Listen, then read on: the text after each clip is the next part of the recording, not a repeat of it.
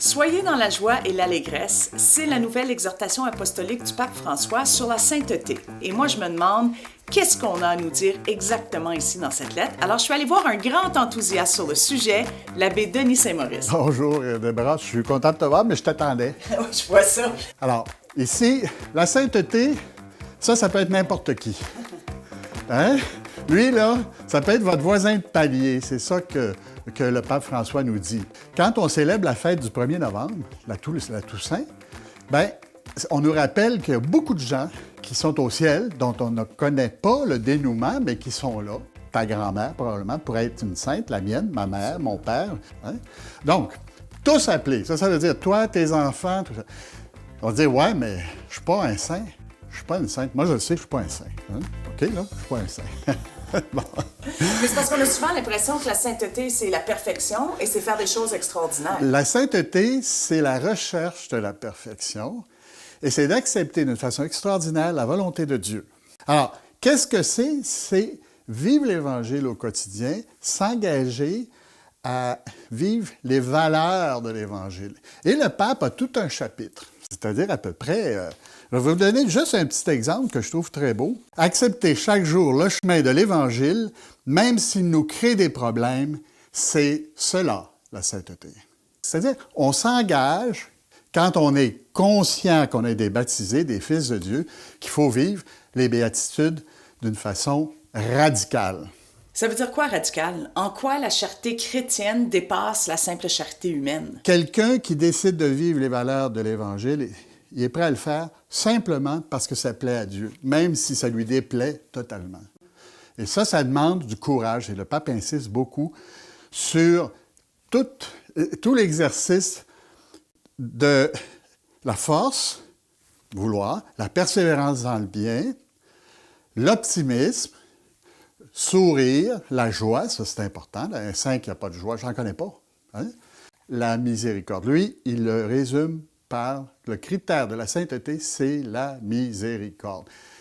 Quelqu'un qui est capable de pardonner, ça veut dire qu'il n'est pas loin de la sainteté. Alors ça m'intrigue, votre point là. C'est le Seigneur qui nous appelle. Mais la sainteté, c'est de dire, Dieu me demande de rayonner comme une mère pour mes enfants. Dieu me demande de rayonner dans mon travail, parce que c'est dans le travail qu'on va se sanctifier. On passe 8 heures par jour minimum. Il insiste beaucoup sur le fait que tout le monde, on est capable de faire un effort tous les jours. Au quotidien. C'est-à-dire que chacun a une couleur différente à donner. Absolument. La sainteté, Saint José-Maria disait, la sainteté, c'est comme des bijoux. Il n'y en a pas deux qui sont pareils. Et chacun est beau selon ce qu'il est.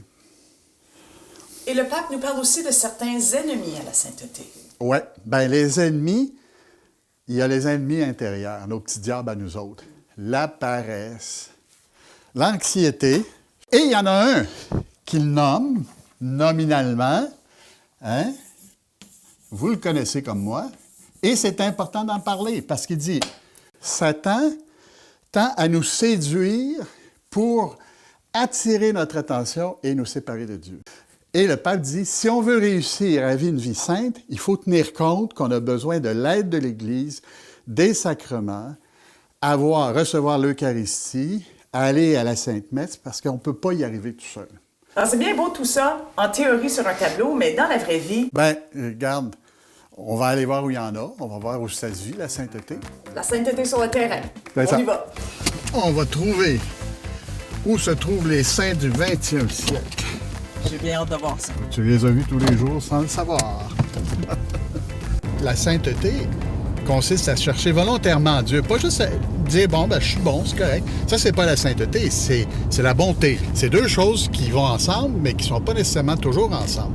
Ici. Mais moi, souvent aussi, quand tu es ici, il y a un cycliste qui a de l'air d'un petit gars bien sympathique, tout ça, de 20 ans peut-être. Bon, je prie pour lui. Ben, je me dis, coudonc, on peut s'aider dans la sainteté. D'ailleurs, le pape insiste dans son exhortation que pour qu'elle réussisse, elle ne peut pas être isolée. C'est en communauté.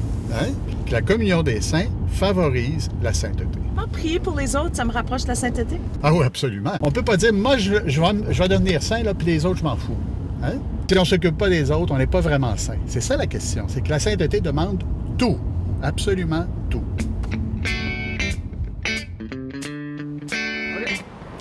Bon, là, on s'en allait sur des lieux de sainteté, mais vous m'avez pas amené dans une église. Ben, c'est que dans l'Église, c'est plein de bon monde.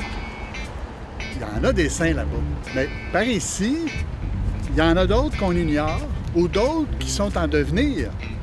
Et puis, c'est à nous autres de travailler là-dessus.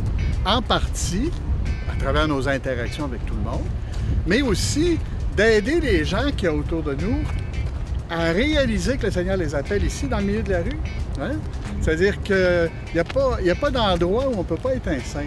Donc, à tous les jours, partout où on est, c'est une occasion de travailler à devenir saint et de prier pour d'autres saints. Absolument. Faire en sorte qu'on allume le tisonnier, qu'il y ait toujours de la chaleur chrétienne qui amène les gens à s'approcher de Dieu. Et ça, à travers la prière, à travers l'humilité, à travers le discernement et tout ce qu'on a dit avant. Bon, bien, je vais essayer de mettre ça en pratique. Très bonne idée, puis on va faire ça à deux. Merci beaucoup.